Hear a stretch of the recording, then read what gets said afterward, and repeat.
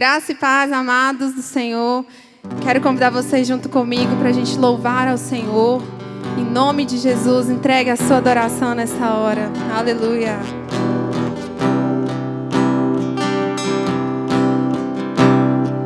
Diga: Deus não rejeita a oração. Oração é alimento.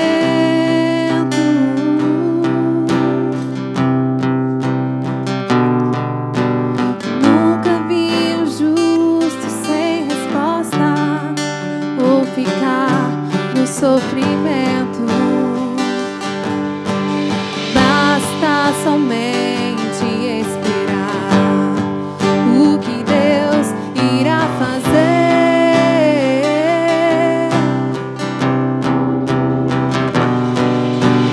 Quando Ele estende suas mãos, é a hora de vencer. Então louve, simplesmente louve. Tá chorando, louve. Precisando, louve. Tá sofrendo, louve. Não importa, louve. Seu louvor invade os céus. Deus vai na frente, abrindo os caminhos, quebrando as correntes, tirando os espinhos, ordena os anjos pra contigo lutar. Ele abre as portas pra ninguém mais fechar. Ele trabalha pra quem nele confia, caminha de noite ou de dia. Erga suas mãos, sua bênção chegou. Comece a cantar com muito louvor, com muito louvor, com muito louvor, com muito louvor, com muito louvor, com muito louvor, com muito louvor. Declare: nada é impossível. Que nada é impossível para ti. Nada é impossível. Que nada é impossível para ti. Tens o meu mundo em tuas mãos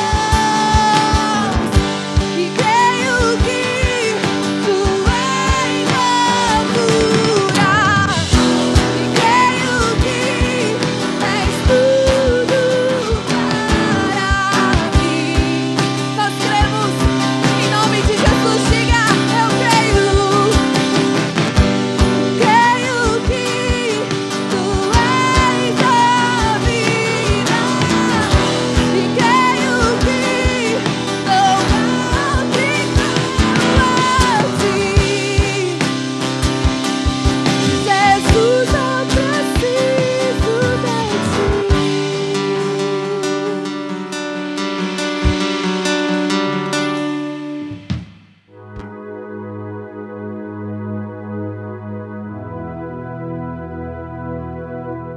Vídeo. Hoje nós estamos no 12º dia da campanha 21 dias para liberar a fé, e o versículo de hoje é: e o meu Deus, segundo a sua riqueza em glória, há de suprir em Cristo Jesus cada uma de vossas necessidades. Filipenses 4:19. Confissão: o meu Deus é poderoso, tudo pertence a Ele, tudo é dele. O universo lhe pertence e eu sou seu filho. Ele é o meu Pai, portanto, tudo o que é dele é meu. Tenho acesso às riquezas do meu Pai. Ele supre cada uma de minhas necessidades em Cristo Jesus. Eu sou suprido por Deus. Ele sabe tudo de que preciso, sabe de cada pensamento meu e se importa comigo. Se Deus não deixa os passarinhos passarem fome, como me deixaria faltar alguma coisa, sendo eu seu filho? Se Ele me deu o Senhor Jesus, como não me daria juntamente com Ele todas as coisas? O Senhor é meu pastor e nada me faltará. Está dizendo aqui que o Senhor, Ele há de suprir todas as nossas necessidades. Quando o Senhor fala todas as nossas necessidades, é todas, né? na saúde, né? Na sua vida financeira, na sua vida emocional, na sua vida conjugal, né? Então, assim, é um privilégio nós servirmos a Deus, é um privilégio sermos dizimistas e ofertantes na casa do Senhor, porque sempre nós vemos o quanto o Senhor tem suprido as nossas necessidades. Eu mesmo tenho experiência, né, com Deus na minha casa, na minha família, eu tenho visto o cuidado de Deus em nossa família. Então, é bom, né, quando você tem um coração aberto, né, para Deus, tem um coração aberto para buscar a Deus, para buscar a face de Deus, e o Senhor está disposto a te abençoar, né? E está falando aqui, e o Senhor suprirá todas as suas necessidades. E qual que é a sua necessidade que você tem hoje, né? Coloca na mão do Senhor e eu creio que Ele tem bênçãos para você. Amém. Graça e paz, que bom, né, estarmos aqui nesse 12º dia da nossa campanha. Queridos, eu creio que a fé já está sendo destravada, coisas preciosas estão acontecendo. Eu vou falar por mim, já recebi algumas bênçãos de Deus esses dias de jejum. Meu Deus, que coisa poderosa! É quando realmente nós decidimos crer que a vida que há na palavra da graça é para mim e para você. E é o que nós precisamos colocar para dentro hoje. A vida que há naquele gracioso Jesus que liberou-me de todo o pecado, de toda a opressão, né? Porque o meu jugo é suave e o meu fardo é leve. Não existe mais uma palavra de mais graça intensa, real e poderosa na minha e na sua história do que o jugo suave do nosso papai. Eu quero compartilhar aqui uma palavra, né? Com o tema como permanecer inabalável. Esse é o desafio dos nossos dias. Como não se abalar diante de tanta coisa que está acontecendo? Como permanecer inabalável, para que eu possa ser imparável, para que eu possa realmente criar a minha vida baseado não no que eu estou vendo ou estou ouvindo, mas baseado no que a palavra de Deus diz. Isso nós estamos entendendo esses dias, estamos alimentando nosso coração esses dias, e hoje eu quero compartilhar isso com você. A gente percebe que muitas pessoas, em meio a lutas e tribulações, têm vivido uma vida de medo, uma vida de receio, de problemas, que tem levado pessoas a viverem uma vida de ansiedade. Queridos, temores que têm arrebentado a alma. E porque tem arrebentado a alma, as emoções, todo o conceito da alma, ele tem desestruturado pessoas, que tem automaticamente arrebentado com as famílias. Isso aí é uma ação maligna, diabólica do diabo, que veio para quê? Para roubar, matar e destruir. Mas nós temos uma palavra de graça nesse tempo, que o nosso Deus veio para nos dar vida e vida em abundância. Isso é tão precioso, poderoso. E às vezes aquilo a gente percebe que existe uma profundidade enraigada como base das pessoas que têm se deixado levar pela ansiedade extrema, pelo medo extremo. Todos nós temos medo, temores. Mas eu não posso deixar a ansiedade me dominar, o medo me domina, não posso deixar isso acontecer. E quando a gente vai para a palavra de Deus e vê realmente o manual daquele que nos criou, daquele que nos formou, nós percebemos que esse senso de estar ansioso, de estar com a minha vida embaralhada em meio a pensamentos que eu não consigo ver, eu não consigo deslumbrar uma saída, pensamentos que atordoantes, que às vezes não deixa a pessoa dormir, não deixa a pessoa se concentrar, não deixa a pessoa viver um dia de cada vez. Quando a gente vai para a palavra de Deus, a gente percebe que existe um senso comum nessas pessoas, que o senso de separação de Deus. Quando a pessoa ela se sente fora do porto seguro, o medo é maior. Quando essa pessoa se sente fora da estabilidade, o medo é maior, não é? Quando você está fora da base, o medo é maior. Quando você está fora do seu fundamento, o medo é maior. É assim com todo mundo.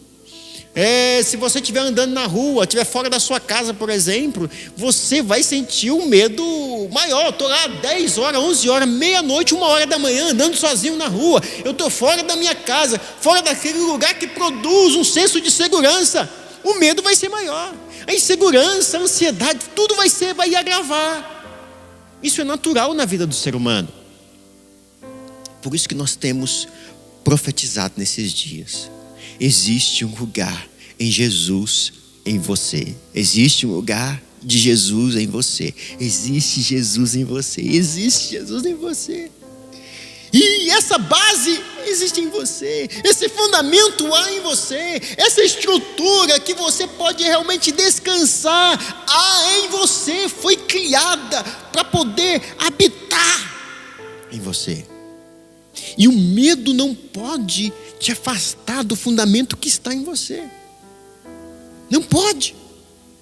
E aí, porque o medo acaba afastando as pessoas se tornam abaláveis. Se tornem fragilizadas. E a palavra de Deus, ela promove quando nós nos separamos do nosso Criador. Talvez você está me assistindo e faz tempo que você não tem contato com o seu Criador. Querido, quando nós nos afastamos daquilo que nos dá solidez, nos dá segurança, é natural que sintamos medo, sintamos receio. Algumas pessoas, às vezes, ela até está envolvida com a religião, mas ela não tem Cristo como fundamento da sua vida.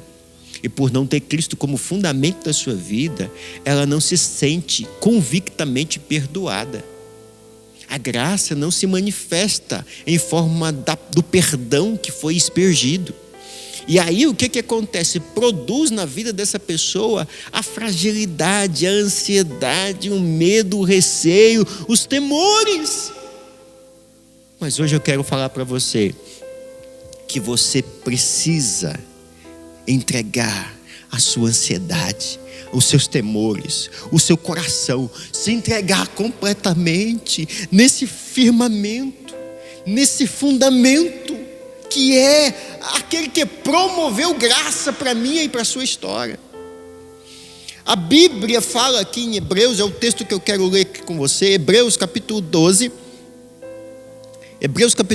no verso 18. Eu quero ler aqui uma versão viva, para você entender de forma muito específica, a respeito do que eu quero compartilhar com você muito rapidamente hoje. Olha só, no verso 18: vocês não tiveram de ficar face a face com o terror, o fogo ardente, a escuridão, as trevas, é uma terrível tempestade, como os que os israelitas viviam no monte, quando Deus lhe deu as suas leis. Verso 19: pois houve um toque de trombeta, uma voz com uma mensagem tão terrível, que o povo rogou a Deus que parasse de falar. Olha o povo amedrontado. Eles recuaram atordoados diante da ordem de Deus, de que até mesmo um animal tocasse na montanha devia ser apedrejado. Verso 21, o próprio Moisés estava tão amedrontado naquela visão, que tremia de medo, que tinha temor, tremor. Queridos, que palavra que estava sendo ministrada aqui, lá aonde? No Monte Sinai. Então aqui a gente começa a entender que o Monte Sinai, ele tem para a gente uma tipologia, uma significância. Sinai aqui nesse texto que a gente leu, onde estavam ali Moisés recebendo, estava o povo e Moisés recebendo as leis. Quando eles estavam recebendo as leis todos atônitos, aterrorizados, Moisés era o homem mais calmo que tinha na região, né? Pacífico.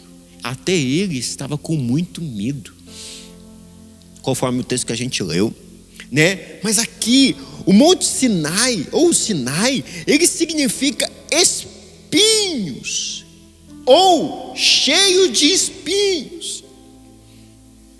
Os espinhos na Bíblia são símbolo de maldição.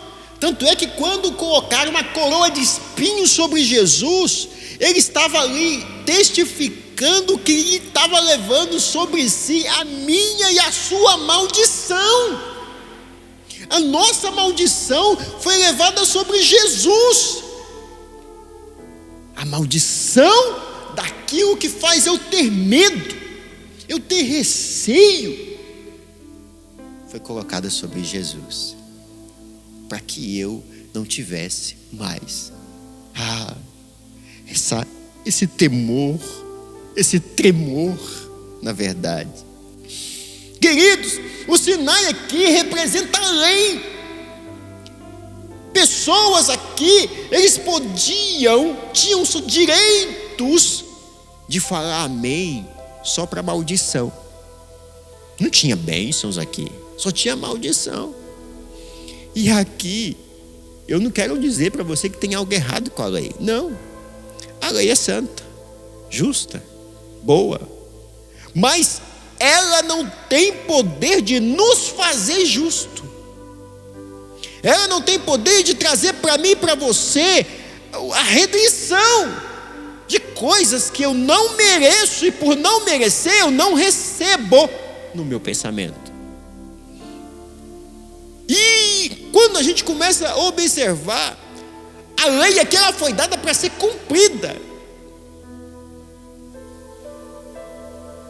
Mas aqui o objetivo era que o homem tivesse conhecimento do pleno pecado que tinha cometido. Então ele só tinha conhecimento do pecado, do erro, da falha, das atrocidades que cometeram. O texto diz que quando Deus deu a lei, o topo do monte ardia em fogo.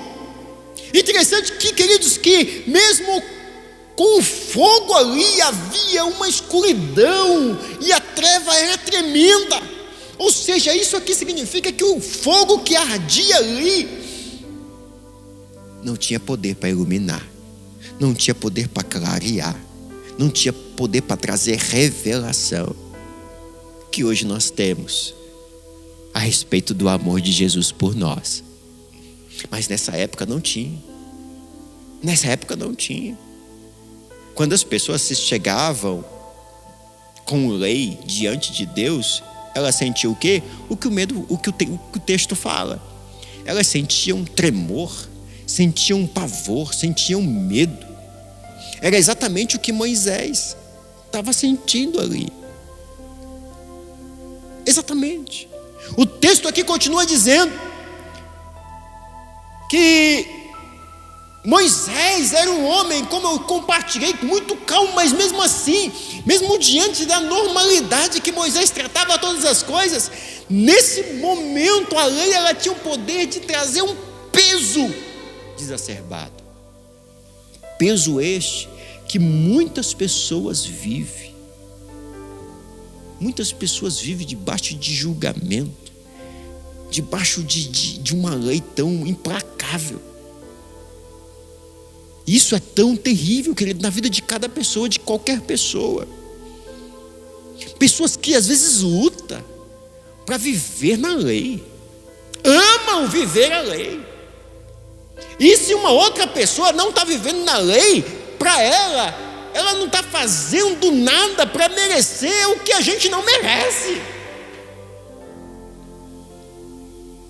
É triste quando a gente percebe que o diabo usa a lei para acusar uma pessoa e a pessoa aceita a acusação. Ela sempre vai dizer, a lei e o próprio diabo, ele sempre vai usar a lei para promover o quê? Você não ganhou isso porque você não cumpriu isso. Você não está colhendo isso porque o quê? Porque você não executou isso. E constantemente o ataque de acusação, o ataque de condenação contra a alma. E essa acusação, vem aonde? Vem na mente. E a pessoa toda hora é alvo do inimigo. E agora ele luta para não ser seduzido pelo pecado, e depois luta porque o pecado está condenando ele. E ele não recebe às vezes o perdão redentor daquele que morreu por nós. Mas deixa eu te dizer, a lei, ela foi dada para nos mostrar a impotência do homem diante do padrão divino. Mas Deus nunca planejou que o homem vivesse debaixo da lei. Nunca. A palavra de Deus diz que ele foi pisado, massacrado. Ele foi preso. Ele foi esbofeteado. A Bíblia diz que ele foi pressionado a tal ponto que ele suou gota de sangue. Você consegue imaginar isso? Mas para que serve essa graça que justificou eu e você, se a gente não entende que todas as nossas dores de alma foi levado sobre Jesus? Que todas as pressões, querido, só a gota de sangue, o grau mais profundo de uma dor na alma, ele já levou por mim, por você. A dor mais profunda de pressão na alma, ele já levou por mim, por você, para que hoje eu pudesse chegar diante dele e falar: Pai, eu me sinto livre. Eu valorizo as pressões que o Senhor teve no Gólgota. Eu valorizo. Para que eu pudesse me sentir livre, longe da escravidão, longe da condenação da lei, longe disso. Queridos, então nós não podemos de maneira nenhuma ficar no Sinai. O Sinai significa espinhos, significa lei, significa aquele que vai me ferir, não vai me restaurar. O Sinai significa isso. Então a primeira coisa que eu preciso entender, para que eu possa permanecer inabalável, eu não posso ficar no Sinai. Eu não posso. A lei, ela serve só para mim entender quem eu sou, mas ela não serve de maneira nenhuma para me levar a Deus. Quem me leva a Deus é o sangue de Jesus. Deus, eu sou miserável, mas eu sou mais que vencedor, porque o Senhor morreu e levou sobre si tudo que eu faço de desatino nessa vida. É libertador, querido, é restaurador. E aí, para mim permanecer inabalável, eu tenho que ir para onde? Para Sião. Olha só, vamos ler aqui. Hebreus capítulo 12, no verso 22. Mas tendes chegado ao monte Sião, a cidade do Deus vivo, a Jerusalém celestial, incontáveis hostes de anjos, a universal das assembleias e igrejas dos primogênitos, arrolado nos céus, e a Deus, o juiz de todos, e os espíritos dos justos aperfeiçoados, e a Jesus, o mediador da nova aliança, e ao sangue, a expressão que fala das coisas superiores ao que fala o próprio Abel. Isso é o que? Sião. Lá em Sião está Jesus, lá em Sião está os anjos, lá em Sião está o Espírito Santo, lá em Sião está a igreja. Eu e você, nós precisamos estar em Sião. Estar em Sião Eu e você, nós precisamos estar em Sião. E aí quando a gente percebe que Sião não é baseado na lei, é baseado no relacionamento. Sião está baseado não em eu ser consumido pela ira. Deus não quer isso. Mas Deus quer que eu seja envolvido e aprofundado na graça, no favor. A palavra de Deus diz que lá vai estar o juiz de todos, como a gente leu aqui em Hebreus capítulo dos 22 ao 24. Capítulo 12, né, versículo do 22 ao 24.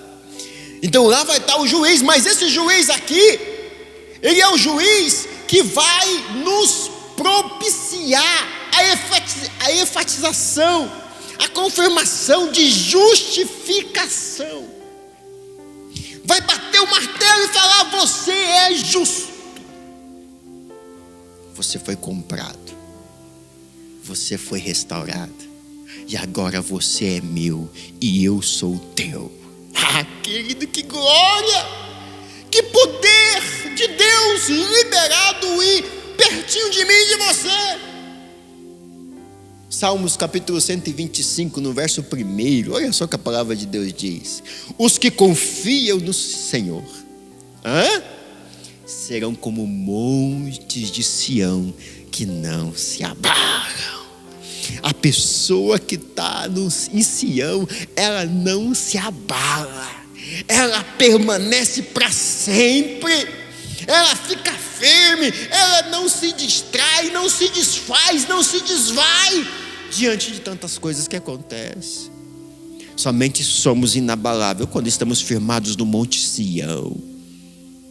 Queridos, tudo que a gente leu nesse texto é a graça de Deus, é o favor de Deus. Aqui é algo tão precioso. E o apóstolo Paulo, ele fala aos Gálatas, capítulo 4, no verso do 24 ao 26 aí também. Olha só, estas coisas são alegóricas, porque estas mulheres são as duas alianças. Uma, na verdade, se refere ao Monte Sinai, e a outra gera escravidão, que é Agar. Ora, Agar é o Monte Sinai, na Arábia, e corresponde a Jerusalém atual, que está em escravidão com os seus filhos. Mas Jerusalém, lá de cima, é livre. Qual é a nossa mãe? Olha só que interessante. Aqui a palavra de Deus está dizendo para mim que Agar e Sara, Agar significa lei, e Sara significa a graça de Deus, o favor imerecido. Aqui Agar simboliza o Monte Sinai, a lei, mas Sara é o que fica em Jerusalém, é a graça, é Sião, é o favor, é a vida abundante. Querido, nós precisamos entender isso de forma tão preciosa. Quando nós entendemos, não por ouvir falar, por dizer, não. Quando nós entendemos por prática, quando nós consolidamos isso no nosso coração por prática, nós começamos a observar que para me permanecer inabalável, eu preciso estar em Sião. Eu preciso sair do Sinai, do lugar de escravidão, do lugar de acusação, do lugar de que você está vivendo isso porque você foi, porque você fez. Deus está te chamando hoje. Venha para o Sinai. Venha para o Sinai. Existe um lugar aqui, de gozo, de desfrute, que não tem condenação para os que estão em Cristo Jesus. Venha para o Sinai. Queridos, venha para o Sinai, não, venha para Sião, né? Sião, venha para Sião. Venha para Sião. É tão importante isso. A Bíblia diz que em Hebreus capítulo 12, no verso 24, 25, fala de algo tão importante lá. Porque quando eu estou vivendo a graça, estou em Sião, vivendo a graça de Deus, a Bíblia diz que eu preciso ter cuidado para não recusar o que fala. Se você ler aí todo o contexto, você vai perceber que quem está falando aqui é o sangue de Jesus. O que está falando aqui é o sacrifício entregue, que me entregou perdão, que me entregou regeneração, que pela fé fomos justificados. E agora eu preciso ter cuidado para quê? Para não recusar isso, para não recusar entrar no lugar, na Sião.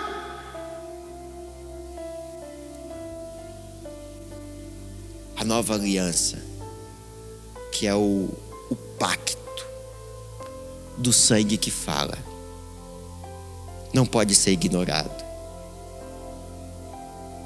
porque nessa aliança está o perdão. E às vezes algumas pessoas acham que isso é algo básico da fé. Não.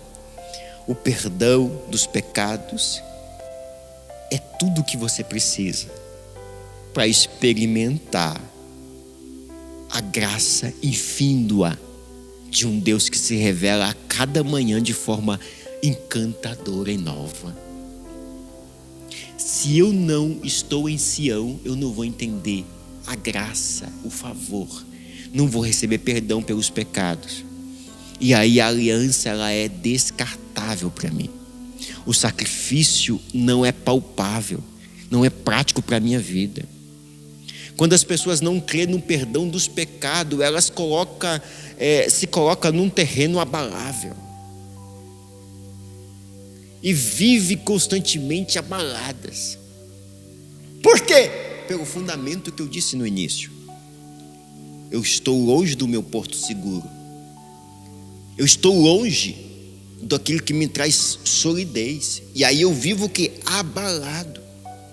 Eu vivo em um terreno movediço. E isso é muito complicado, querido. Uma pessoa que ela vive numa instabilidade violenta. Por quê? Porque tudo afeta ela. Se uma pessoa fala e algo ali não está dentro do que ela imagina que é o correto, ela já fica desestruturada. Mas Deus está chamando você, está me chamando, está nos chamando como igreja para firmar o nosso conceito nesses dias. Para entender de fato, de verdade, que eu, que você, que nós estamos firmados em algo que é eterno. E o que é eterno não se abala com coisas passageiras. Entenda isso. E é onde nós estamos firmados. É onde Deus nos enxertou. Entenda, não existe maior coisa do que o perdão pelos pecados para te levar de volta a um tempo de graça estonteante. O perdão dos pecados, quando ele é entendido, ele é vivido, e isso traz leveza, isso traz um conceito tão poderoso. Efésios capítulo 1, no verso 7, fala a respeito disso. No qual, nele, temos a redenção, pelo seu sangue, a remissão dos pecados, segundo a riqueza da sua graça. A riqueza da graça é manifestado quando você recebe para você a palavra de perdão dos teus pecados. Quando você pede perdão a Deus e você sente de fato, de verdade, aquilo entrando para dentro do teu coração e mudando a sua maneira de ser. Querido, muda é a nossa maneira de ser. E quando eu mudo minha maneira de ser, eu vou mudar minha maneira de comportar, minha maneira de ter. Tudo vem a partir do ser. Quando você entende que você é filho de Deus, eu sou filho de Deus, eu sou amado por Deus, nada que eu faço vai fazer com que o meu pai me ame menos. Querido, são coisas tão simples que desbanca qualquer acusação do diabo sobre a sua história.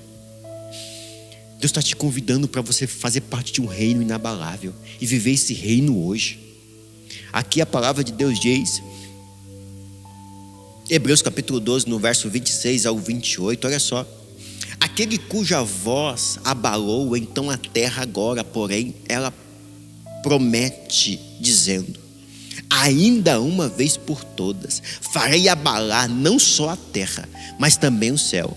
Ora, esta palavra, ainda uma vez por todas, significa remoção destas coisas abaladas, como tinha sido feitas, para que as coisas não abaladas permaneçam. Porque isso recebendo-nos um reino inabalável, retenhamos a graça pela qual servimos a Deus de modo agradável, com reverência e santo temor.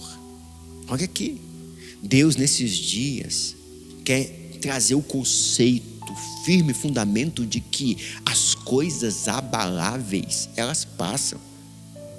Quando eu estou em Cristo, que é o inabalável de todos os tempos, eu também sou inabalável. É fato, querido, é fato. O próprio Deus aqui é quem vai abalar as coisas. Deus aqui, tá, nesse texto que a gente leu, não apenas vai abalar a terra, mas também os céus. Mas o céu que está mencionado aqui não é onde ele habita, não é a habitação dele. Não sei se você sabe, mas existem 3 céus. Essa parte azul que você visualiza, né? Existem os ares, aonde ficam as potestades dos demônios, toda a cambada que já foi presa, né, da minha vida e da sua vida, não faz parte mais do nosso enredo de atenção. Entenda isso.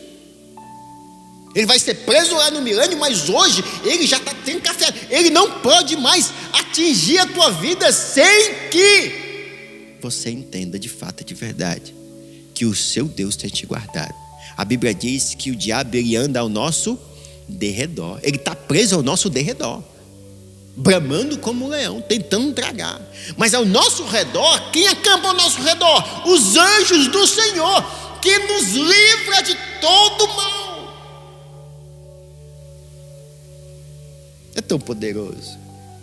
E está lá, no segundo céu, as potestades do ar. Mas no terceiro céu é a habitação de Deus.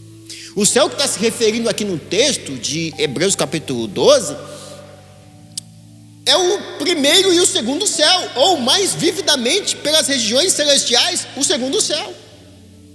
Nesse segundo céu é onde o maligno habita. O que significa isso? Que as forças espirituais da maldade serão abaladas. Ei, chegou o tempo do Senhor quebrar com as fortalezas malignas que tem atingido a igreja. Entenda isso, chegou o tempo. Chegou o tempo. Hebreus capítulo 12, no verso 27, olha só. Ora, esta palavra, ainda uma vez por todas, significa o quê? A remoção das coisas abaladas, como tinha sido feitas, para que as coisas inabaláveis permaneçam. Deus vai tirar todas as coisas abaláveis. Todas as coisas que foi feitas por homens serão abaladas. Isso aqui é forte. O alvo de Deus é que aquelas coisas que foram feitas por Ele permaneçam. O que você tem na sua vida que foi Deus que fez? Essas coisas são inabaláveis. O seu casamento, você tem que colocar diante de Deus? É inabalável. As suas finanças, está diante de Deus? Se está, é inabalável. Os seus relacionamentos estão diante de Deus? Se estão diante de Deus, estão diante daquele que é inabalável e se torna inabaláveis.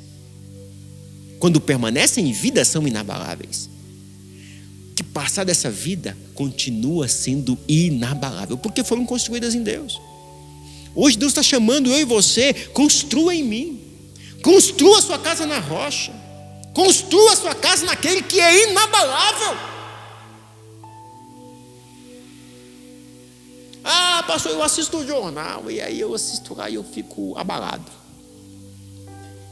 E depois você vai para a coisa inabalável.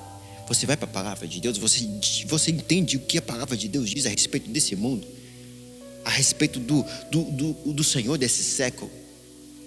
Queridos, nós precisamos entender. Deus não quer que você se abala por coisas que são geradas por mãos humanas. Deus quer que você entenda que se você pertence de fato ao reino do amor de Cristo e vive a graça, você é inabalável. Hebreus capítulo 12, no verso 28 diz: por isso, recebendo nós um reino inabalável, retenhamos a graça pelo qual servimos a Deus de modo agradável. Se eu retenho um reino inabalável, eu preciso esboçar isso o quê? Vivendo a graça de Deus, retendo a graça de Deus. A graça de Deus na minha vida, isso aqui é favor de Deus. Eu preciso entender isso, me livrando de tudo aquilo, todo embaraço, como a palavra de Deus diz, que de perto me rodeia, eu me livro disso. E eu vivo de modo agradável, com reverência àquele que me chamou a um tempo de graça. Deus está chamando eu e você para esse tempo de graça. Para finalizar aqui, lá em Ageu capítulo 2 ao 9, a palavra de Deus diz que, olha só, porque assim diz o Senhor dos Exércitos: ainda uma outra vez, em pouco tempo, farei abalar os céus e a terra, e o mar e a terra seca. Farei abalar todas as nações, e as coisas preciosas das nações virão, e encherei a glória a esta casa, diz o Senhor dos Exércitos. Olha que coisa poderosa. Minha é a prata, que Deus está falando de dinheiro. Minha é a prata, meu é o ouro, diz o Senhor dos Exércitos, e a glória desta última casa será maior que a primeira, diz o Senhor dos Exércitos. Nesse lugar eu darei paz, diz o Senhor dos Exércitos. A Bíblia está dizendo que Deus vai abalar tudo. Deus vai abalar tudo.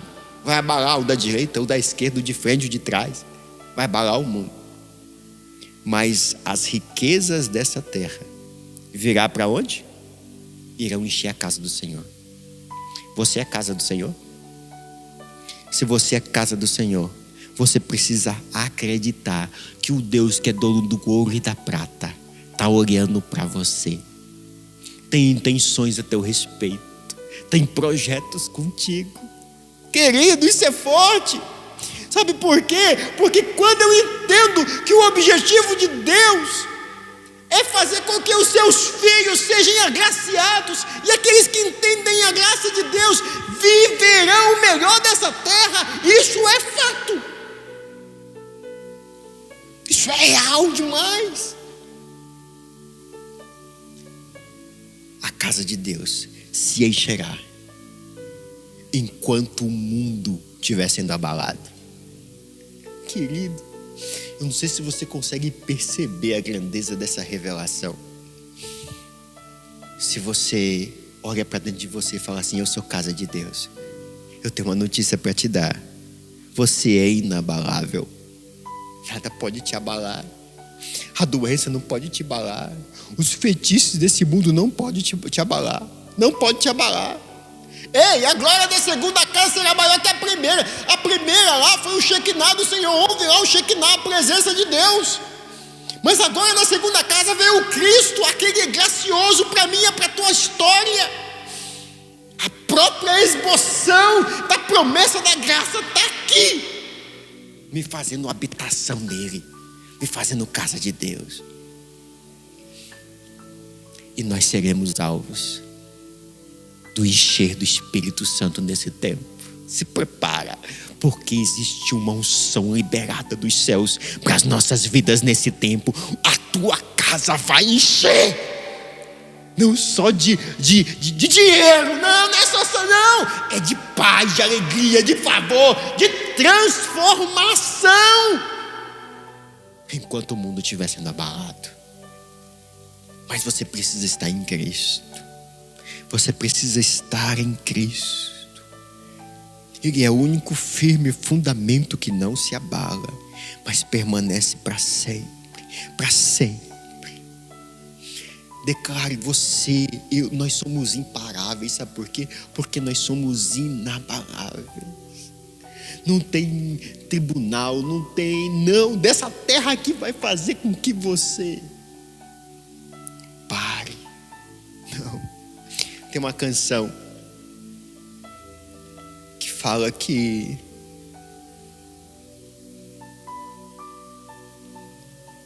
Deus não rejeita a oração, oração é alimento. Nunca vi um justo sem resposta ou ficar no sofrimento. Você é justificado. Você é santo. Você é filho. Aquele que te justificou está olhando para você. Olhe para ele também. Contemple a solução que está vindo através do olhar de amor, da graça, e se torne uma pessoa inabalável. E receba a cura, e receba o livramento, e receba a restauração. Eu quero orar por tua casa agora. Quero orar por tua família agora. Para que você receba aí onde você estiver um espírito inabalável. Se tiver alguma coisa que está te abalando agora, eu quero no nome de Jesus Cristo declarar que vai cair por terra. Fecha os teus olhos. Deus, em nome de Jesus, eu quero orar por essa pessoa que me assiste. Eu quero declarar sobre ela a cura do Senhor. Deus, se tiver alguma coisa no coração dela que está abalando as estruturas, seja emocional, seja física, seja sentimental, Espírito de Deus, eu quero declarar que isso agora seja descartada pelo poder do sangue. E eu selo um tempo de vida inabalável sobre essa pessoa. No nome de Jesus. Querido, receba e diga amém. E declare que a sua vida a partir de hoje ela será inabalável. Que Deus te abençoe. Que Deus te abençoe. Diga: Deus não rejeita a oração. Oração é alimento.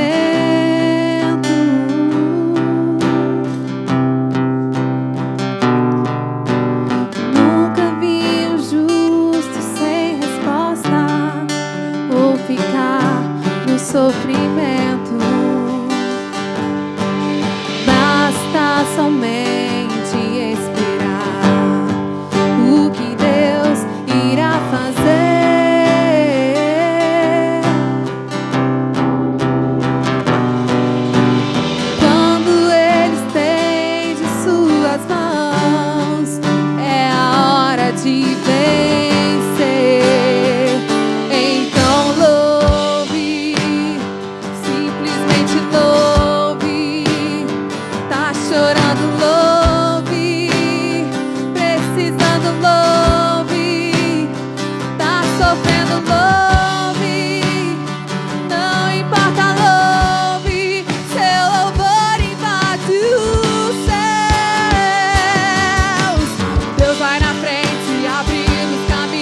Quebrando as correntes.